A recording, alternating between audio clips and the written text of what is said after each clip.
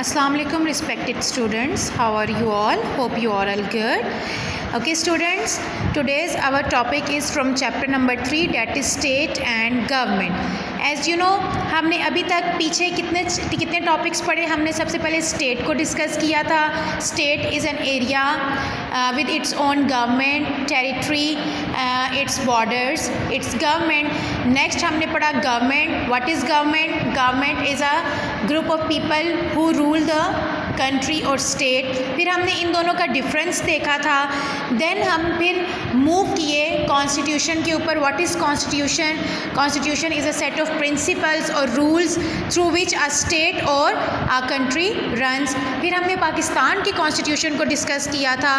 Then हमने उसके बाद आगे हम मूव किए थे जनरल इलेक्शन की तरफ. हमने उसको देखा. इलेक्शन के बाद हमने डेमोक्रेसी को देखा एंड देन अपोजिशन को. अब हमारा इस चैप्टर का लास्ट टॉपिक है, डैट इज़ लीडर.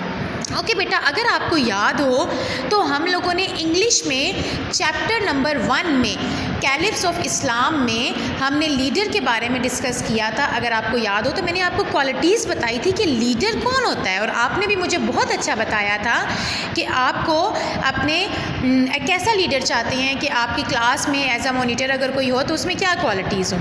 तो आप उसको ज़रा रिकॉल कीजिए. लीडर क्या होता है? सबसे पहले he is a role model, he has a command, he leads others. वो दूसरों पे लीड करता है.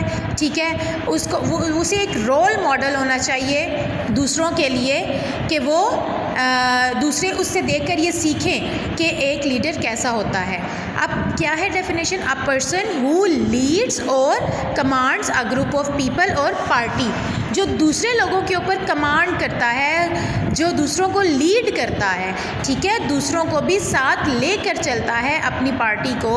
अब जैसे आपकी क्लास है, अगर क्लास में से मैं एक मॉनिटर सेलेक्ट करती हूँ, जैसे मैंने आपको थ्रू वोटिंग प्रोसेस बताया, अब उस मॉनिटर में ये क्वालिटीज़ होनी चाहिए कि वो रोल मॉडल भी हो, उसे कमांड उसे होनी चाहिए, उसके पास लीड करना चाहिए उसे, यानी, और उसके अलावा और भी क्वालिटीज़ हैं जो हम आगे डिस्कस करेंगे, वो सब उसमें होनी चाहिए.